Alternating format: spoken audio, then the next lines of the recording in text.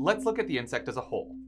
Remember that unlike humans, insects have their skeletons on the outside of their body, which we call an exoskeleton, since the prefix exo means outside or external.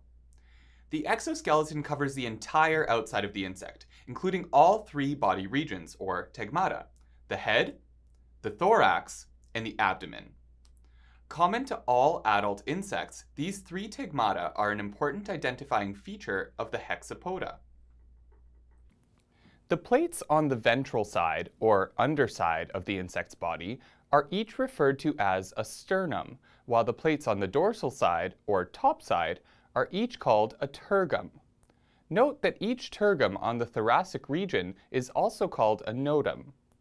Finally, the plates on the lateral region of the body are each referred to as a pleuron.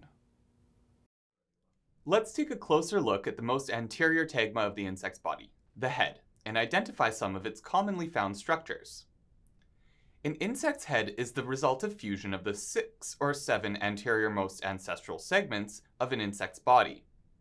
The head supports the mouth parts, as well as important sensory organs, such as the paired antennae and compound eyes. The head also houses the insect's brain, and we will discuss how this organ interacts with the rest of the nervous system in a later lesson.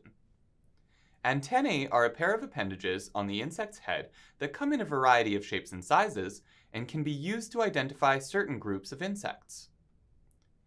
Insect antennae accommodate a variety of sensilla, which, if you remember, are sensory organs with neurons that respond to various cues in the environment.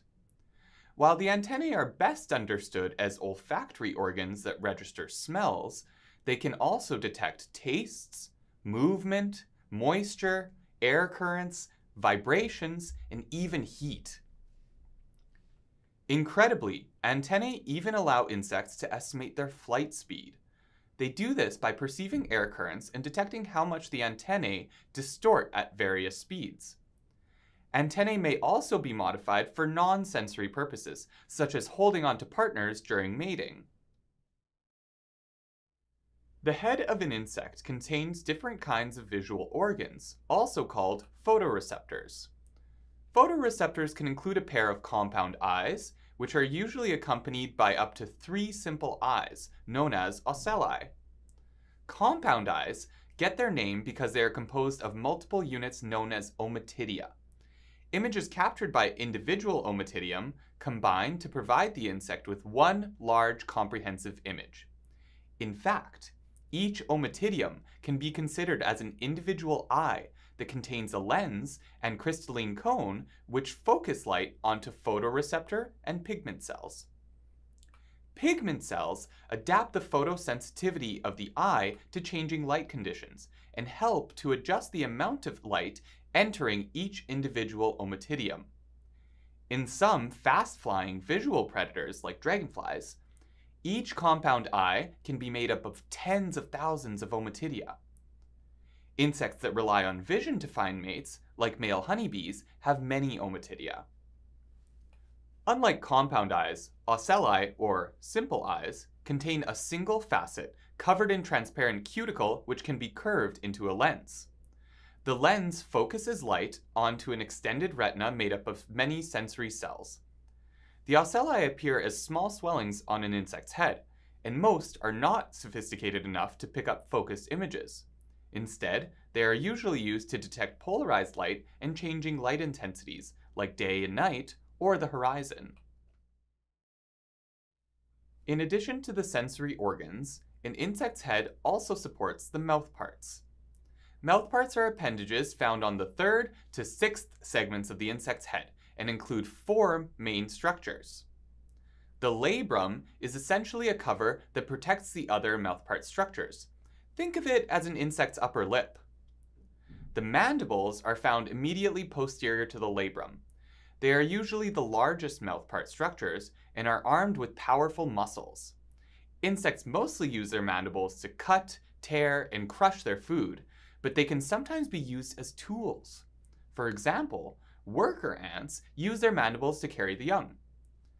Mandibles can also be used as weapons by insects like the trap-jaw ant soldiers, who lock their mandibles in an open position and quickly snap them closed for defense or for prey capture.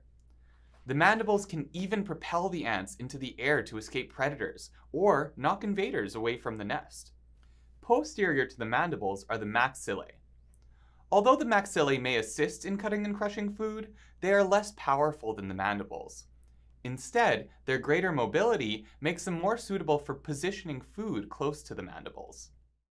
Ventral to the maxillae is the labium, what you may think of as the floor of an insect's mouth. The labium is often used together with the maxillae to manipulate food. It can be modified dramatically in some insects. For example, the labium of dragonfly nymphs has evolved into a powerful pair of extendable pincers that thrust out and rapidly pierce and capture prey, and can sometimes be strong enough to capture fish.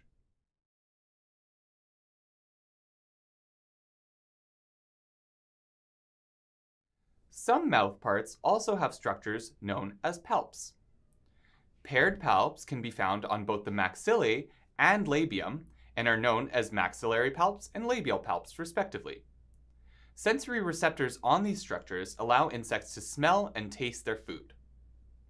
The structures we have covered so far make up the basic biting and chewing mouthparts that are thought to have evolved in the earliest insects.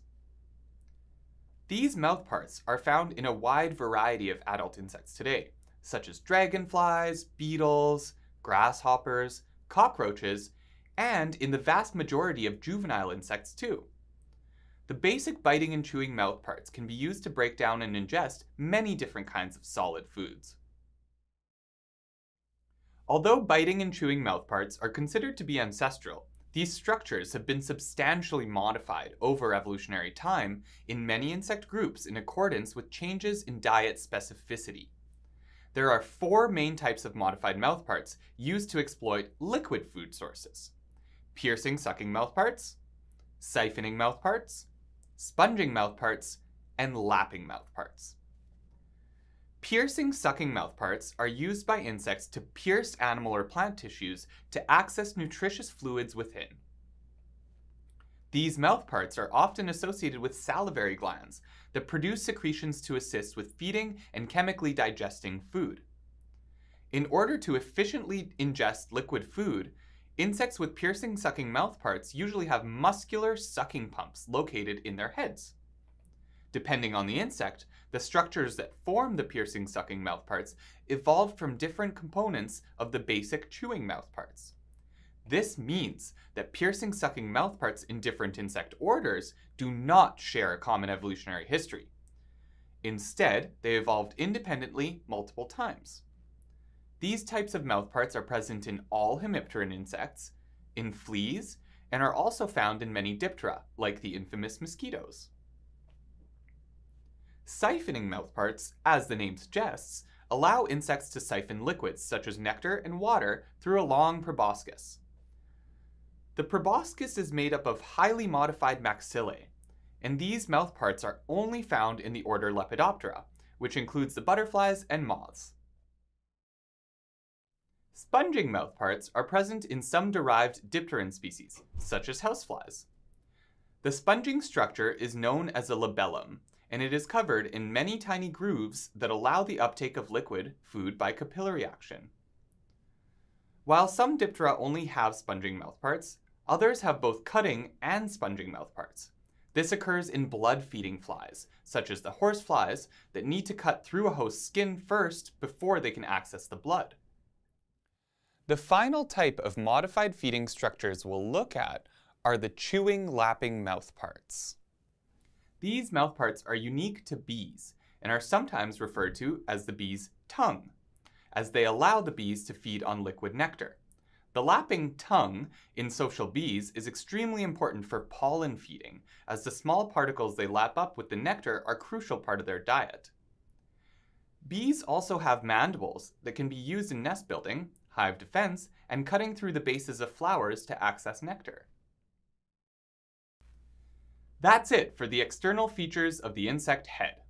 Next, we will move further back along the body to the thorax and the abdomen.